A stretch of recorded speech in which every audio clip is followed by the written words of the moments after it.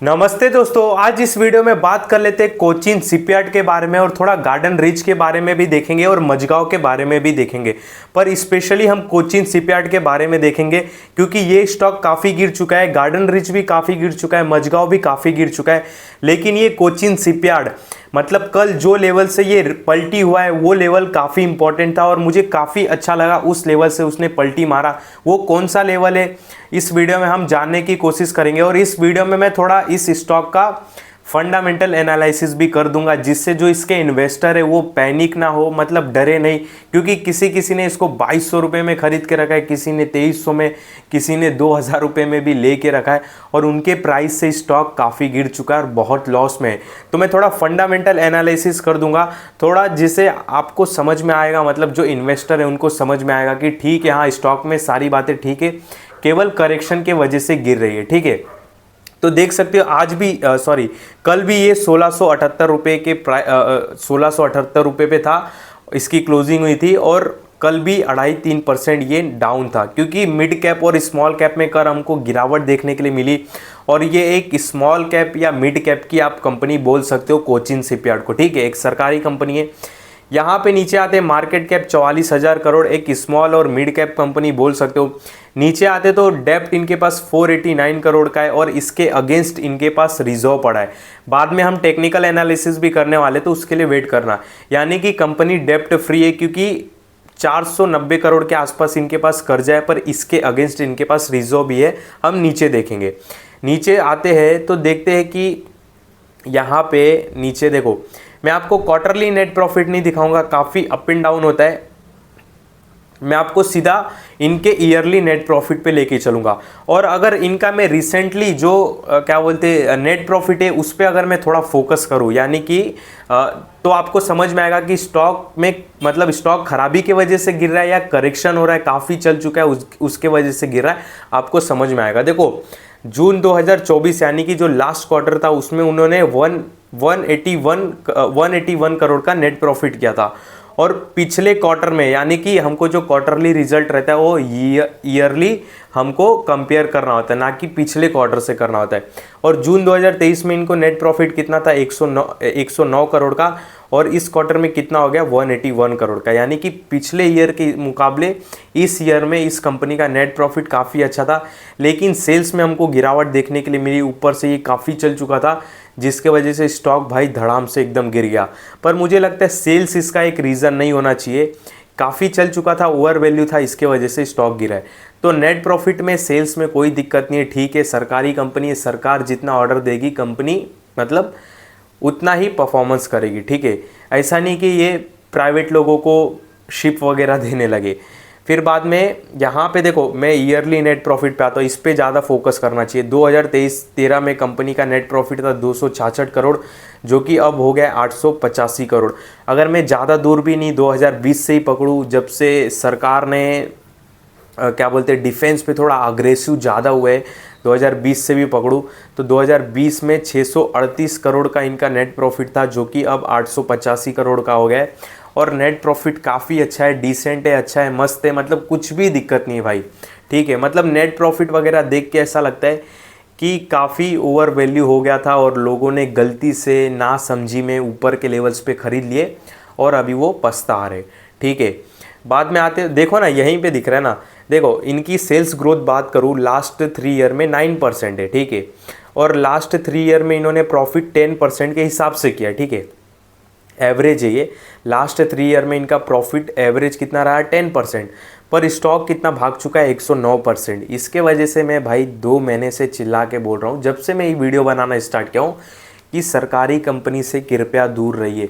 RVNL भाई जब 150 रुपये पे था तो भी मैंने नहीं लिया, क्योंकि मुझे IRCTC जैसा डर था, जैसे IRCTC में हुआ था।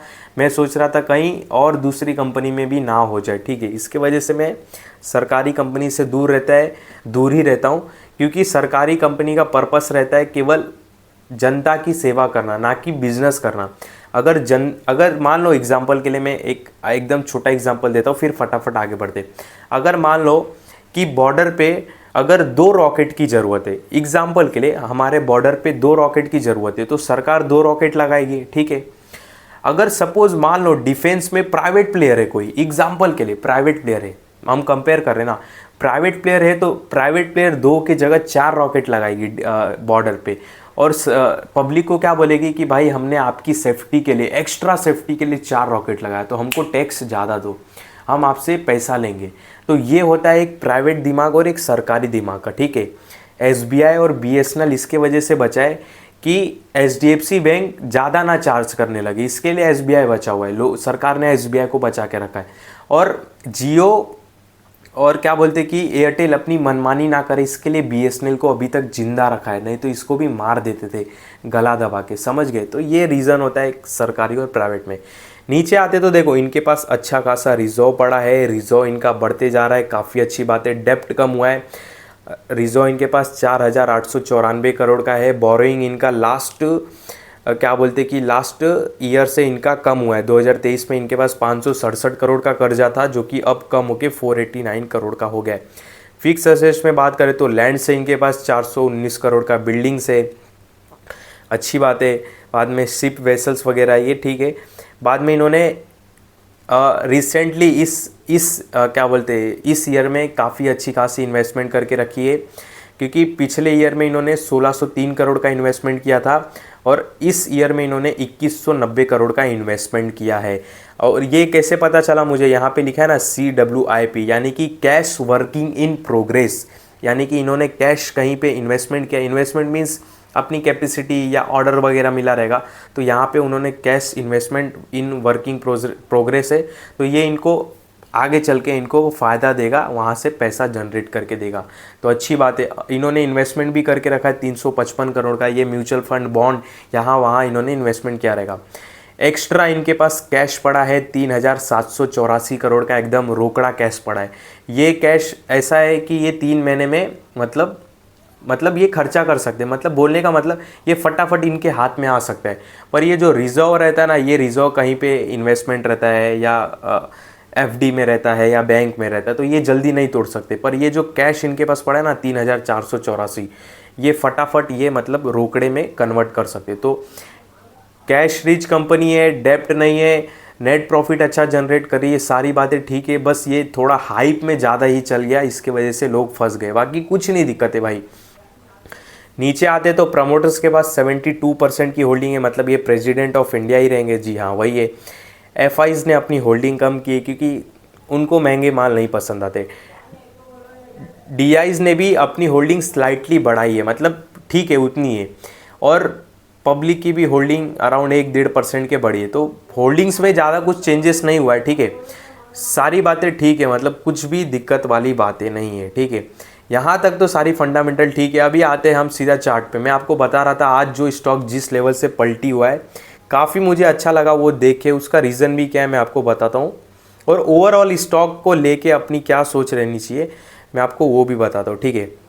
तो देखो ये स्टॉक आज यहीं से क्यों पलटा, मैं आपको रीज़न बताता हूँ। देखो ये स्टॉक और पलटा और अच्छा खासा पलटा, और ये काफ़ी स्ट्रॉन्ग लेवल इसके लिए होना चाहिए। मैं पहले भी बोल चुका, इसके लिए स्ट्रॉन्ग लेवल 1800 होना चाहिए, 1700। पर भाई मार्केट एक तो साथ नहीं दे रहा, ऊपर से ये लोगों में पैनिक आ गया, गिरते ही जा रहा है, तो क्या करें अपन। देखो पहले मैं वैसे भी मैं इसके अगेंस्ट ही था, सरकारी कंपनी के ऊपर से गिर रहे, तो अपन क्या कर सकते। देखो आज ये 1637 से पलटा है, ठीक है। इसका रीज़न क्या है, क्योंकि पिछली बार यहीं से ये बाउंस बैक हुआ था, ये देखो देख रहे हो ना, इसके वजह से मुझे अच्छा लगा। ये देखो पिछली बार यहीं से ये बाउंस बैक हुआ था। ये अबे किधर गया ये कोचिन शिपयार्ड, अबे ये मेरे पास कंप्यूटर नहीं है ना, अबे हाँ ये देखो पिछली बार ये 1637 का एक लो लगाया था, और उसके बाद देखो स्टॉक ने कितनी अच्छी रैली दी थी यहाँ पे प्राइस रेंज। और इसका मतलब ये नहीं कि कल भी ये मतलब स्टॉक यहाँ से पलटी हुआ है तो बहुत अच्छी रैली दे देगा, मतलब एक सुकून मिलेगा कि हाँ भाई स्टॉक ने कहीं तो सपोर्ट लिया अच्छा खासा है। देखो फिर उसके बाद स्टॉक ने कितने % की रैली दी थी, 82% की। तो ऐसा नहीं वापस 82% भाग जाएगा, यहीं से सपोर्ट लिया, मतलब एक अच्छी बात है। इसको तो होल्ड करना चाहिए यार, ये नहीं तोड़ना चाहिए। और मुझे लगता है ये नहीं तोड़ेगा। इसका रीज़न क्या है, क्योंकि अगर मैं ऊपर के लेवल से बात करूँ इसमें, अगर मैं यहाँ पे प्राइस रेंज लगाऊँ, यहाँ से देखो यहाँ से यहाँ तक स्टॉक भाई 40% गिर चुका है। इतना नहीं गिरना चाहिए किसी भी सरकारी कंपनी को। ज़्यादा से ज़्यादा मैं उम्मीद रखता हूँ सरकारी कंपनी में 30% गिरना चाहिए, 30% के बाद उसमें रिकवरी आनी चाहिए। पर ये कितना 44%, मतलब ऑलमोस्ट 55, ऑल टाइम हाई से ये ऑलमोस्ट आधा ही गिर चुका है बोल सकते हो। तो यार देखो, जितना मुझे नॉलेज है इसके बाद इसको नहीं गिरना चाहिए, इसके बाद इसको अपनी ऊपर की जर्नी स्टार्ट करनी चाहिए। और मुझे नहीं लगता कि सरकार इसको अब इससे ज़्यादा गिरने देगा, क्योंकि सरकार भी नहीं चाहेगी कि इनके शेयर लॉस में जाए और इन्वेस्टर का भरोसा उठे। टाइम लगेगा, होल्ड रखो। मैं एक ही चीज़ बोलना चाहूँगा, मैं आपको खुश करने के लिए ये नहीं बोल दूँगा कि 1 महीने में ही तुरंत अपना एक ऑल टाइम नया हाई लगा देगा, जी नहीं। पर हाँ, ऊपर ज़रूर जाएगा और इतना करेक्शन नहीं आना चाहिए। काफ़ी ही ये कुछ ज़्यादा ही ओवर करेक्शन हो चुका है, तो इसके बाद तो नहीं गिरना चाहिए। और पिछली बार यहीं से ये बाउंस बैक भी हुआ था, तो ये काफ़ी अच्छा है। 1637 के लेवल को थोड़ा वॉच रखो। और यहाँ से एक झटके में ये पलटी हुआ है, सीधा 1680 तक आया है। रिकवरी देखने के लिए मिली है, बायर्स इसमें अभी पे भी इंटरेस्टेड है। और जब अब लोग सब डरेंगे ना, तब लोग इसमें अब बड़े लोगों की एंट्री होगी मेरे ख्याल से। क्योंकि जब अब देखो 30-40% स्टॉक गिर चुका है आपने ऑल टाइम हाई से, तो लोग कितने डर गए रहेंगे, अरे सरकारी कंपनी ने धोखा दिया। अब लोग ऑलरेडी काफ़ी माल बेच चुके। अब माल बेचे तो ख़रीदा भी किसने? पब्लिक ने तो नहीं खरीदा रहेगा, क्योंकि पब्लिक ऑलरेडी डर चुकी है। तो पब्लिक ने तो माल नहीं उठाया रहेगा। ये जो 40% की गिरावट हुई, तो क्या लगता है आपको पब्लिक ने उठाया? पब्लिक ने नहीं, किसी बड़े ने ही गेम बजाया रहेगा, उसने ही माल उठाया रहेगा। तो बस एक ही बोलना चाहूँगा, लॉस बुक नहीं करना चाहते हो आप इस स्टॉक में, तो हाथ जोड़ के बस थोड़ा पेशेंस रखो, वेट रखो। और आपने अगर 40-50 हज़ार भी इस स्टॉक में लगाए रहेंगे, जितना भी लगाए रहेंगे मुझे नहीं पता, तो उस पैसे से अपने को घर तो नहीं चलाना है, मतलब कुछ खर्चे तो नहीं चलाना है। पर हाँ, वो पैसा फ्रीज़ हो जाता है तो काफ़ी तकलीफ़ होता है, क्योंकि वो पैसा हम किसी और स्टॉक में नहीं लगा सकते, मैं समझ सकता हूँ। तो वेट करो। स्टॉक में सारी बातें ठीक है, कुछ दिक्कत वाली नहीं है। ऐसा नहीं कि कुछ सरकार की तरफ से नेगेटिव न्यूज़ आ गया या कुछ तो भी नया हो गया या ये कंपनी बंद होने वाली है, ऐसा कुछ भी नहीं है।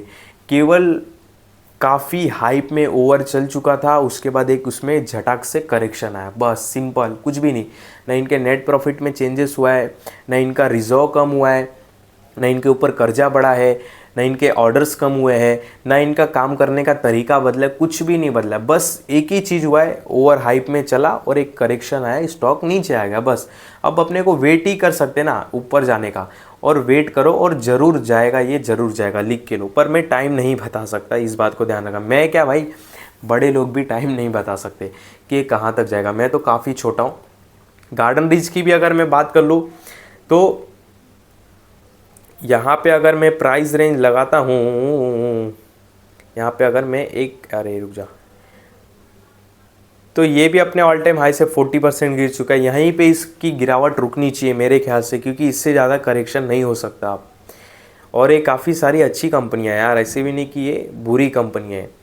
मझगांव भी अगर बात करें तो, और इसमें अच्छी अच्छी बाइंग आई है भाई।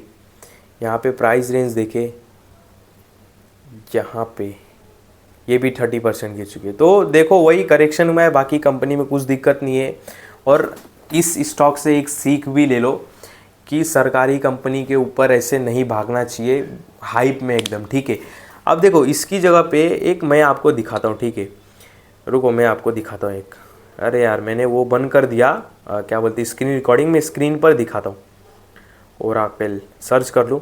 अभी देखो ये एक प्राइवेट कंपनी थी हाँ, और ये एक स्मॉल कैप की ये भी कंपनी थी। अब ये देखो स्क्रीन रिकॉर्डिंग, चलो मैं चालू कर देता, स्क्रीन पे चालू हो गया रहेगा, अब आपको दिखता रहेगा स्क्रीन पर। ये देखो ये ओरेकल फाइनेंस है, ठीक है। अब इसका भी हालत ऐसे ही हुआ, ये 4000 पे था, 4000 से चलते चलते 11000 पे आ गया, 12000 पे आ गया, ठीक है। सुनो ये प्राइवेट कंपनी है, क्या फ़र्क रहता है वो देखो, लोगों का भरोसा कैसे उठ जाता है सरकारी में और प्राइवेट में क्यों रहता है। ये देखो ये भी काफ़ी समय से मान लो कि ये 4000 के रेंज में घूम रहा था, जैसे एक सरकारी कंपनी घूमती है, ठीक है।